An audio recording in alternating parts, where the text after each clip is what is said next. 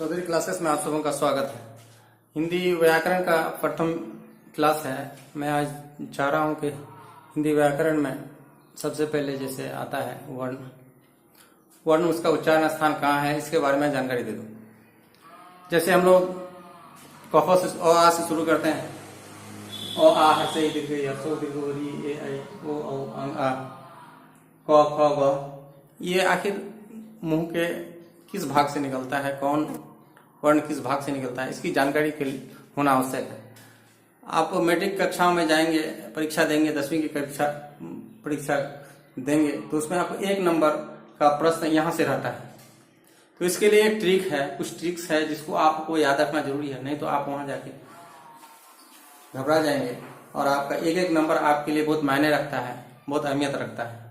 जो टॉप करते हैं उनके लिए 1 नंबर बहुत ही काम देता है। तो सबसे पहला सूत्र है, इसके लिए ट्रिक के माध्यम से पढ़ेंगे तो हमको याद भी रहेगा और हमको कंफ्यूजन भी दूर हो जाएगा। सबसे पहला सूत्र है अकुह विसर्जनीयानाम कंठ। इसको हम ऐसे बोले, अकुह विसर्जनीयानाम कंठ। तो हमको पहला जो वर्ड है अ और आ इसी वर्ड इस ग्रुप में आता है। क ख ग घ ह और विसर्ग, ये सभी का उच्चारण स्थान मेरा कंठ, मुंह का जो कंठ भाग है उसका उच्चारण स्थान है। अकुह विसर्जनीयानाम कंठ, इसका मतलब अ आ क ख ग घ ह और विसर्ग, इस सबों का उच्चारण स्थान कंठ। इसके बाद दूसरा सूत्र है इच्युसानम तालु। इच्युसानम तालु,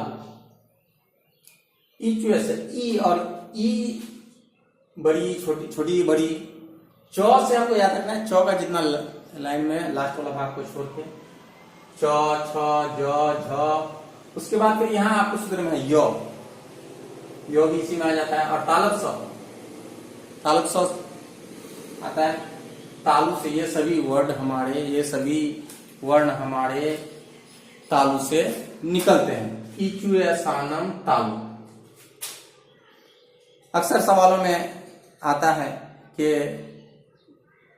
चौ का उच्चारण स्थान का है, तो वहां आपको कंठ भी दिया हुआ रहेगा, मूर्धा भी दिया हुआ रहेगा, दंता भी दिया हुआ रहेगा और तालु भी दिया रहेगा। तो हमको सूत्र याद रहेगा तो हम फौरन उसको तालु लिख देंगे और मेरा 1 नंबर कंफर्म हो जाएगा। फिर दूसरा है, अगला सूत्र है ऋतुरसानम मूर्धा। तो री जिसमें ट ठ ड ढ र और स, मूर्धन्य स्व जिसको याद रखते हैं मूर्धा, वही मूर्धा से मूर्धन्य स्व निकलता है। तो री ट ठ ड ढ र और स, ये हमारे मूर्धा से निकलते हैं, इनका सभी का उच्चारण स्थान मूर्धा है। सूत्र हमारा है ऋतुरसानम मूर्धा। ऋतुरसानम मूर्धा, ऋतुरसानम मूर्धा बार बार बोलेंगे तो आपको याद हो जाएगा। ऋतुरसानम मूर्धा, ऋतुरसानम मूर्धा। उसके बाद है अगला सूत्र है मेरा लिर्तुलसानम दंता।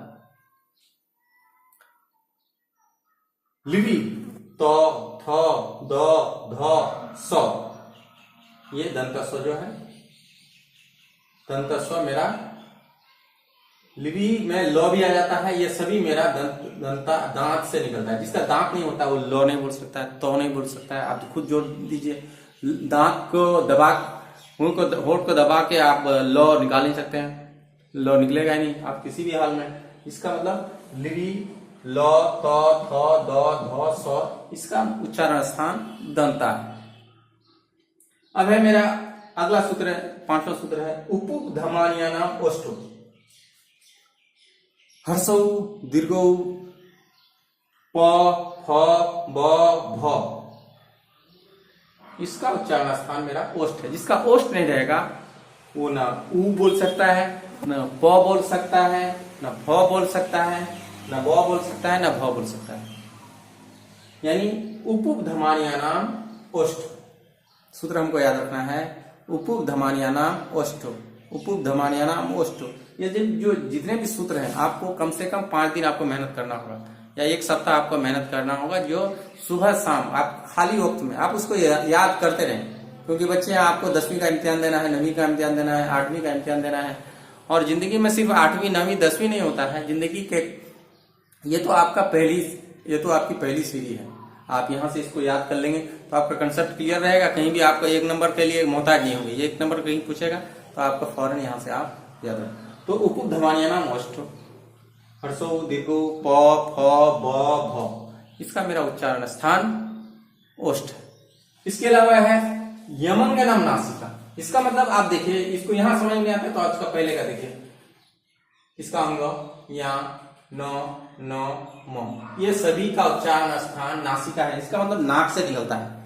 बहुत सा आदमी नाक से बोलता है, ए करता है, तो इसका मतलब ये सभी जो वर्ड है, ये सभी जो ये है वर्ण है, इसका उच्चारण स्थान मेरा नासिका है, नाक है।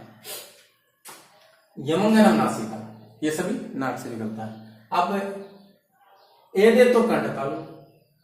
अब कंठ तालु, कंठ और तालु दोनों के संयोग से, दोनों जब जोड़ साथ देता है तो मेरा ए और ऐ निकलता है। ए और ऐ निकलता है। क्या निकलता है? ए और ऐ निकलता है। आप बताइए क्या निकलता है? ए और ऐ निकलता है। ए दे तो कंठ तालु, ए दे तो कंठ तालु। उसके बाद अगला सूत्र आता है ओ दे तो कंठ्योष्ठ। कंठ और ओष्ठ, कनपटी और ओठ, होठ, ये दोनों के जब साथ देता है तो ओ और औ निकलता है। ओ और औ निकलता है। ओ दे तो कंठ्योष्ठ। सूत्र आपको याद रहेगा तो आप फौरन इसको याद रख लेंगे। ओ और औ, ओ दे तो कंठ्योष्ठ। उसके बाद है वकारो दंत्योष्ठ। वह जो उच्चारण स्थान है, दांत और ओष्ठ मिलके वकार वो निकलता है। दांत और ओठ जिसका साथ नहीं देगा वो निकाल नहीं सकता है। दांत और ओठ को आप दबा के रखिए, आपके मुंह से वो वर्ण नहीं निकलेगा। तो ये हमारे सूत्र है, 9 सूत्र हैं। ये मेरा वर्णों के उच्चारण स्थान वाला एक ट्रिक हुआ। इसको हम फिर एक बार आपको याद दिलाते हैं या एक बार फिर आपको हम पढ़ाते हैं। अकुह विसर्जनिया नाम कंठ, मेरे साथ बोले, अकुह विसर्जनिया नाम कंठ। ओ आ क ख ग घ ह और विसर्ग। क्योंकि सवाल पूछता है विसर्ग का उच्चारण स्थान कहाँ है, तो क्या बोलेंगे? कंठ है। ह का उच्चारण स्थान कहाँ है? कंठ है। घ का उच्चारण स्थान कहाँ है? इचुया सानम तालु, हर्षे दीर्घई च छ ज झ य और स, यहाँ य छिपा हुआ है, ठीक है, ये य और ये स तालु। रीटुर साना मूर्धा, री ट ठ ड ढ र स मूर्धा। लिर्तुल सानम दंता, ली त थ द ध और स दंता। उपधमानिया नाम ओष्ठो, उ प फ ब भ, ओष्ठ से निकलता है इसका।